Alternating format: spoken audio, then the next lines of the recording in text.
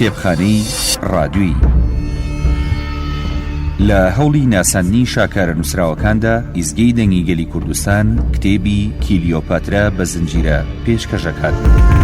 کلیۆپاترا سەرگوردەی ژیانی شازادەیەکی فیرعونیە لەسەر زاری کەنیزەکەیەوە. ئەم شاکارە لە نووسینی مایکل پیرامۆیە و زەبیحوڵای مەنسووری وەری گێڕاوەتە سەر زمانی فارسی و عومەر ڕەسوولخەدر کردوێتی بە کوردی. بەرگی دووەمی ئەم کتێبە خانەی چاپ و بڵاوکردنەوەی قانع بەرهەمی هێناوە و مافی بەرهەمهێنانی ڕادیۆییشی پارێزراوە بۆ ئیزگەی دەنگی گەلی کوردستان. ڕۆژانە لە دوای هەواڵەکانی سەعات یەشی پاشنیوەڕۆ گوێبیستی ئەڵقەیەشی ئەم بەرهەمە بن و لە دوای هەواڵەکانی سەعات 11 شەویش ئەتوانن گوێ لە دووبارەکی بگرنەوە.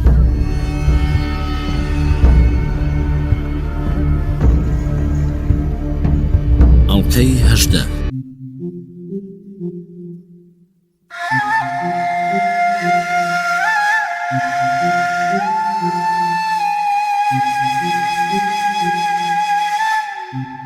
بەخێرایی هەنگاوەکانم نا بۆ ئەوەی بگەمەوە کاڵ تا گەشتمان نزیکی کەمتر لە 10 هەنگاومان نێوان بوو.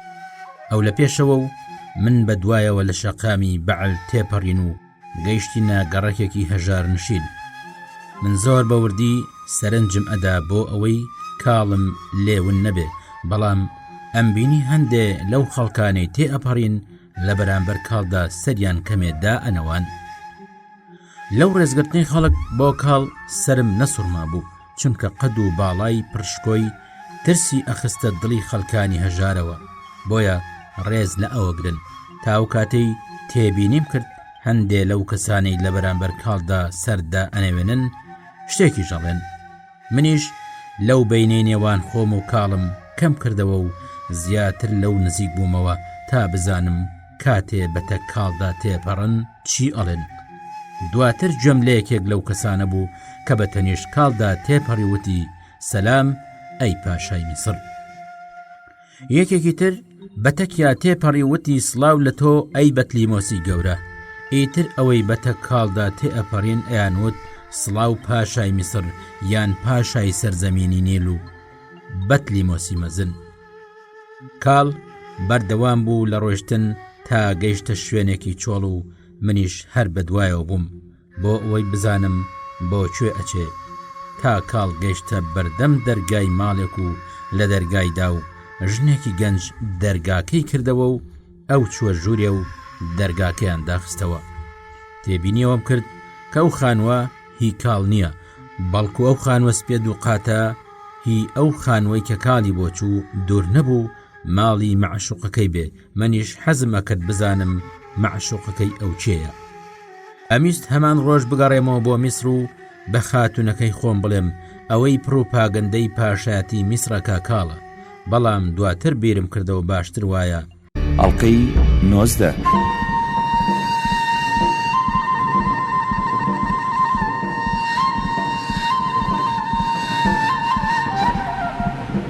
لەمە بەروتم لە ڕۆمدا 12 جادەی دەگمەن دروستکرابوون و هەمووشیان ئەچوونەوە شاری ڕۆم.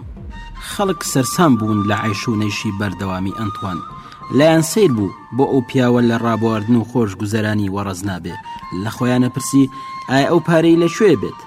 ڕاستێکە ئەوەیە کە سیزار لە ڕۆم نەبووە ئەنتوان ناوێرا دەست ببا بۆ ڕابواردن و عیشونەیشکردن، دەست ببات و لە خزنەی دەوڵەت پارە دەربێنێ. ئەو کاتاناچوو قەرزیە کرد. کاتێ سیزار لە ئەسکەندەریەوە بۆ ڕۆم گەڕایەوە ئەنتوان لە ئەنجامی ئەو خۆشگوزەرانی و ڕابواردن و ئاهەنگانەی کە سازیەکردن 12 ملیۆن سیسترس قەرزار بوو. بەوەی سیزاریش پارێزگاری لە ئەنتوانە کرد بۆیە خاوەن قەرزەکان نەئەوێران زەبر و زەنگ لەگەڵ ئەنتواندا بەکار بهێنن.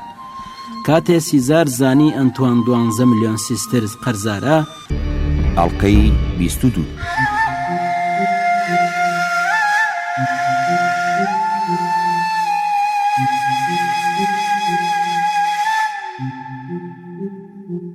ئەو ئێوارانەی ئەنتوان لە ناو کەشتیە گەورەکەی کلیۆپاترادا نانی ئەخوارد. خاتونەکەی من ئەنتوانی ئەبردە ژوورەکەی خۆی و لەوێدا ئەی خەواند و بەرەبەیانی زۆش ئەنتوان ئەگەڕایە کۆشکەکەی خۆی. ئەو شەوەش دوای نان خواردن شاژنەی میسر ئەنتوانی بردە هۆدەکەی خۆی، بەڵام پێشەوەی بخەوێ هاتە ژوورەکەی من و وتی شەرمین تۆ گوێت لە قسەکانی نێوان من و ئەنتوان بوو، ئەزانی کە من داوام لە ئەنتوان کرد فەرمان بدا کاڵ بکوژن و سرە بڕاوەکەشی بۆ من بنێرن؟ وتم بەڵێ خاتوونەکەم، من لە کاتی نانداناندا گوێم لەو قسانە بوو. کلیۆپاتراوتی جگە لە تۆ کەسی تر نازانێ من پلانی ئەوم هەیە، ئەگەر کاڵ ڕابکە ئەوە من وا بیرەکەمەوە تۆ پێدوتووە هەڵبێت چونکە ئەیانەوێت بتکوژن. وتم ئەی خاتوونەکەی من، ئایا تۆ پێت وایە ئەو کارەکەرە بەوەفا دێرینەی کە لە مەناڵیەوە لەگەڵ تۆدا گەورە بووە خیانەت لە تۆ بکە؟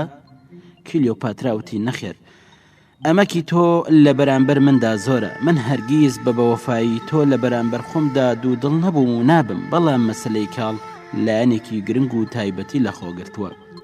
وتم لە چ ڕوویەکەوە مەسلەی کاڵ لایەنێکی تایبەتی لە خۆگرتووە؟ کلیۆپاتراوتی ئەڵقەی 29.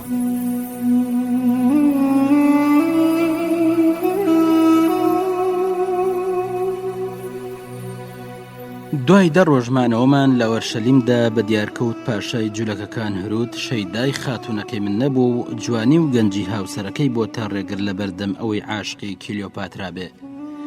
لە شەوی 11 لەو کاتەی من خەریکی خەوتن بووم، پیان وتم ژنێک هاتووە ئەیەوێت بتبینێ. دیار بوو پاسەوانەکان ڕێگە نەدابوو بێتە ناو کۆشکی پاشایەتەوە، بۆیە ئەو لە بەردەم دەواازەکەدا بە چاوەڕوانی منەوە ڕاوەستا بوو. لە پاسەوانەکانم پرسی ئەو ژنە چێ و چ کارێکی بمنە؟ وتیان ئەو ژنە ناوی خۆی ناڵێت و پەچەی داداوەتەوە بۆ ئەوی دەموچاوی دیار نەبێ، بەڵام ئەڵێت ئەگەر شەرمین بمبینێ ڕێگامەدا بێمە ناو کۆشکی پاشایەتەوە. لێم پرسین شێوە و ڕەفتاری ئەو ژنە چۆنە؟ پاسەوانەکان وتیان ژنێکی باڵا بەرزە و جلوبەرگێکی جوانی لەبەرە و لە دەوڵەمەندەکانی ئۆرشەلیمە چێ، بەڵام چونکە پەچەی کردووە نازانرێ گەنجەیان پیر. وتم بچن پێی بڵێن ئێستا شەو باسبێنێ بێتەوە بۆلام. پاسەوانەکان وتیانە ژنە سوورە لەسەرەوەی لەم کاتەدا تۆ ببینێت و ئەڵێت ناتوانێت سبەی بێتەوە. منیش بۆ دەیتنی ئەو ژنە لە کۆشک چوومە دەرێ، لەبەر ئەوەی من ئەو منەئەناسی نەمەتوانی ڕێگەی پێ بدەم بێتە ناو کۆشکەوە، تەنانەت ئەگەری ئەوە شەبوو ژن نەبێت، بۆیە پێم باشتر بوو خۆم بۆ بینینی بچمەلای. لە دەروازەی کۆشک چوومە دەرێ، چاوم بە ژنێکی مەقنە پۆشی باڵا بەرزکەوت. کاتێ ئەو ژنە منی بینی بە زمانی یۆنانی وتی شەرمین سوپاست دەکەم کە بۆ بینینی من لە کۆشک هاتوویتە دەرێ. وتم وە تۆ ئێمەت لەمە بەردی تۆ و ئەم ناسی؟ ژنەکەوتی بڵێ من تۆم لەگەڵ شاژنەی میسر بینیوە. وتم پەچەکەت لادا تا بتبینم و بدناسم. ئەو ژنە ڕووی بەرەو ئەو لاوەرجێرا تا پاسەوانەکان نەیبین و دواتر پەچەکەی لادا و ڕوخساری دەرکەوت. بینیم ژنێکی 45 ساڵەیە و لوتێکی کەمێ چەماوەی جوولەکانی هەیە، بۆی گەنجیش نەما بوو، بەڵام چاو برۆڕەشەکانی هەرجوان بوون و دەمە گۆشتن و بەچووکەکەی دڵگیر بوون. من لەمەوبەر ئەو ژنەم نەدی بوو، لەگەڵەوەشدا بە ئاشنام ئەهاتە بەرچاو. لێم پرسی تۆ چێی چ کارێکت بمنە؟